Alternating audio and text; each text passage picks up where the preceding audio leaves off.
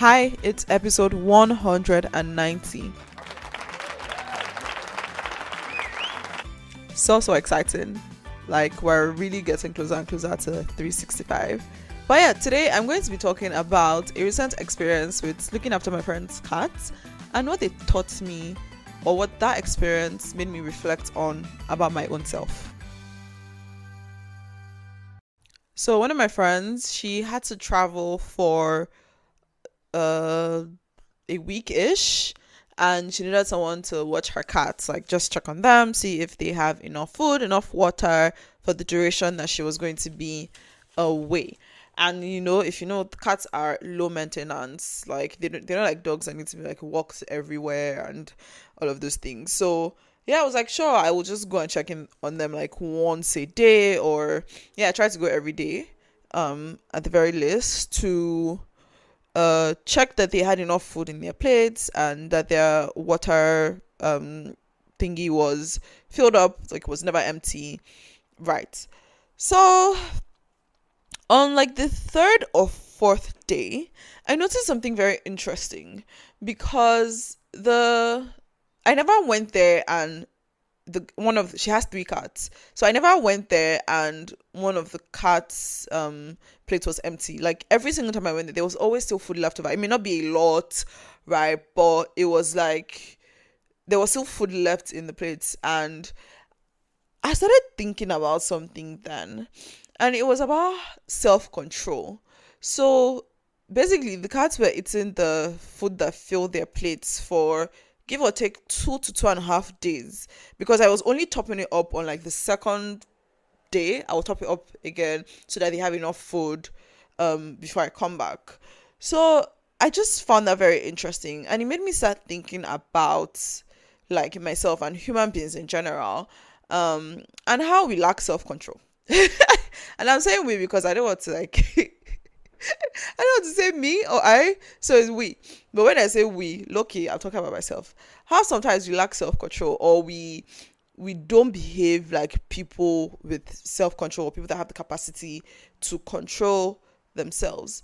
So there's food in front of you, or a snack or something. Maybe you want to eat your snacks and it's a whole chocolate bar, but maybe you're like, okay, I should only eat half of this chocolate bar or whatever, because maybe you've had a lot to eat already, or you just want to eat only half of the chocolate bar. But then you don't stop at that half of the chocolate bar. You go ahead and finish the whole chocolate bar, and you can replace chocolate bar with anything else, a meal, ice cream, whatever. And it was interesting, like if cats can like stop eating when they're full, like they're not like trying to finish all the food in their plate, why do we struggle so much to do that sometimes?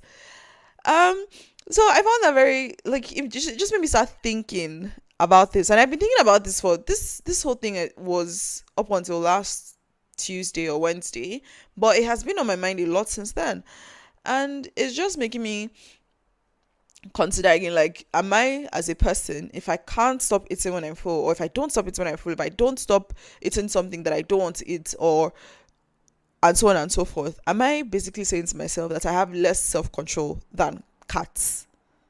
Is that what I'm saying to myself? And if that's what I'm saying to myself, that's very, very, very disappointed. So that has made me actually like reflect on my eating habits, and not just with food, with other things in general. Like, you're watching Netflix, you're binging, you're going on and on, you should go to bed, but you're just there binging Netflix or scrolling on Instagram or Twitter instead of dropping it. Self-control. So this is not even just on a food matter, it's just on are you able to walk away from things? And for me, with the food thing, I think part of the difficulty that I've had with, like, for example, not finishing whatever food is in my plate, is just a thing that, when you're growing up, in my house, you had to finish your food. You couldn't leave the food on the table.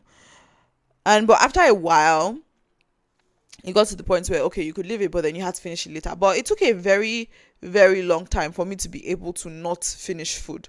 Like, when I was in secondary school, even up to like early in my university years, it was really, really hard for me to not finish food in my plate. I had this thinking that if once you enter my once once it enters my plate, I have to finish it.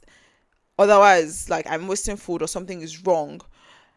But obviously now I know better. I can put my food in the fridge, and sometimes it still happens. It still raises its head where it's like, I put this food in my plate, I have to finish it. Even if I feel full, even if I don't really want to eat it, even if it doesn't really taste nice. I just have this, I don't want to say compulsion, but I can't think of any other word to finish the food in my plate. And now I'm not talking about like eating extra or eating junk food or whatever. I'm talking about like, oh, I've served myself a meal and I want to eat it. But sometimes I feel full and then I try to force myself to finish it, like, oh, you've served the food, you have to finish it. But that's something that I'm working through. It doesn't happen as much as before. But yeah, but like the whole point is that saying that has just made me think about myself and what I believe about myself. Like, do I believe that cats have more self-control than me? Because if I don't, then I should not act in a manner that implies that cats have more self-control than me.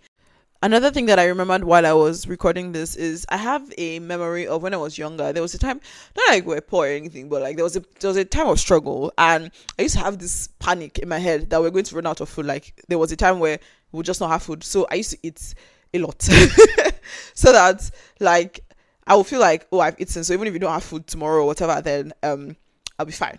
And so that's also part of the things that fed into that I have to finish what is in my plate, because coming from a place of like having a mindset of lacking things or not having things.